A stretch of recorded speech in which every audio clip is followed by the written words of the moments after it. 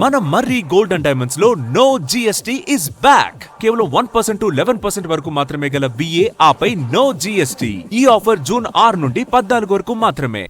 హైదరాబాద్ శివారు గండిపేటలో 1000 కోట్ల విలువైన భూముల్ని కొట్టేసేందుకు కుట్ర పన్నిన కేసులో సంచలన విషయాలు వెలుగులోకి వస్తున్నాయి.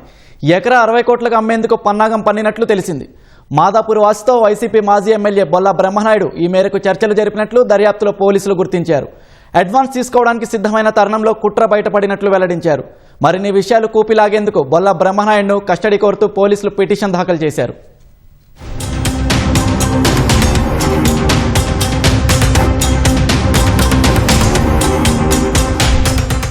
నేను ఆంధ్రప్రదేశ్లో ఎమ్మెల్యేగా పనిచేశా. ఇక్కడి ప్రభుత్వంలో మంచి పలుకుబడి ఉంది. మంత్రులు, సీనియర్ ఉన్నతాధికారులు, కలెక్టర్లతో వ్యక్తిగత పరిచయాలు ఉన్నాయి.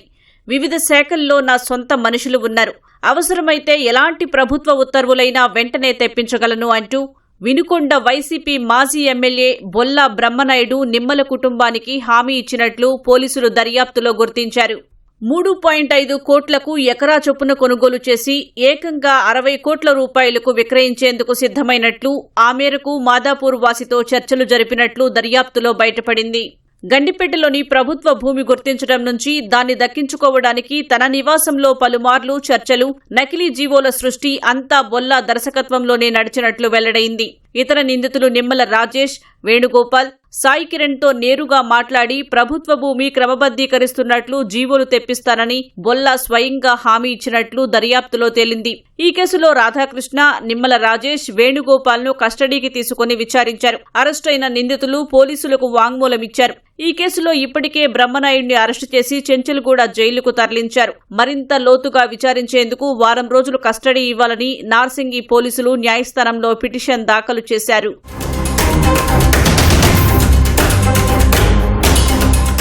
బొల్లా బ్రహ్మనాయుడికి గండిపేట సర్వే నెంబర్ 5లో సొంత నివాసం ఉంది. గండిపేటలోని సర్వే నెంబర్ 18లో 1000 కోట్ల ప్రభుత్వ పోరంబోకు భూమి ఉందని, దాన్ని నిమ్మల రాజేష్, వేణుగోపాల్, సాయి కిరణ్ తదితరులు దశాబ్దాలుగా సాగు చేసుకుంటున్నా వారి పేరిట రికార్డులు లేవని బ్రహ్మనాయుడు గుర్తించినట్లు పోలీసులు తెలిపారు. అక్కడ ఎకరా 100 కోట్ల ధర ఉండటంతో ఎలాగైనా కొట్టేయడానికి ప్రభుత్వం భూమిని క్రమబద్దీకరించినట్లు నకిలీ పట్టాలు సృష్టించాలని పథకం రచించారన్నారు.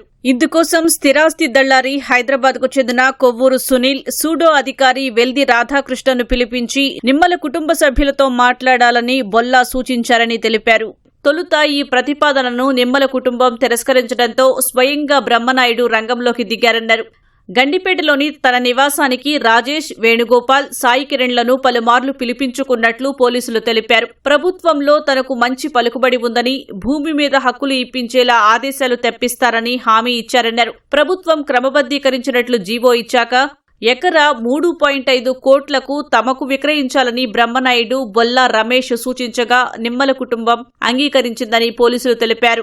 ఈ మేరకు బొల్లా రమేష్ కొనుగోలు చేస్తున్నట్లు 2025 అక్టోబర్ 30న ఎంఓయూ కుదుర్చుకున్నారు. బ్రహ్మనాయుడు దఫదఫాలుగా నిమ్మల కుటుంబానికి 4 కోట్లు చెల్లించారని, నకిలీ జీవోలు సృష్టించేందుకు సునీల్, రాధాకృష్ణలకు 8 కోట్లు ఇచ్చారని పోలీసులు తెలిపారు.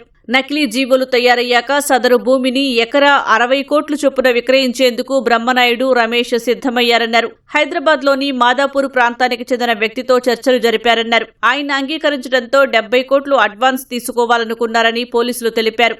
ఈ క్రమంలోనే నకిలీ జీవోలు వాట్సాప్లో వైరల్ కావటం, ఇవి నకిలీవని గుర్తించిన గండిపేట తహసీల్దార్ ఎన్ శ్రీనివాసరెడ్డి పోలీసులకు ఫిర్యాదు చేయగా కేసు నమోదై మొత్తం కుట్ర బయటపడిందన్నారు.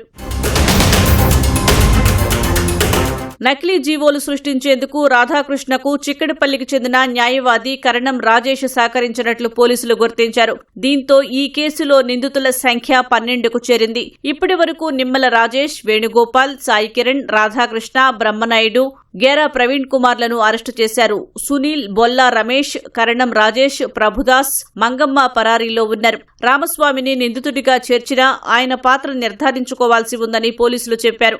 నార్సింగి ఠాణాలో కేసు నమోదైనప్పటికీ మోసం విలువ భారీగా ఉండటంతో దీన్ని సైబరాబాద్ ఈవోడబ్ల్యూకు బదిలీ చేశారు.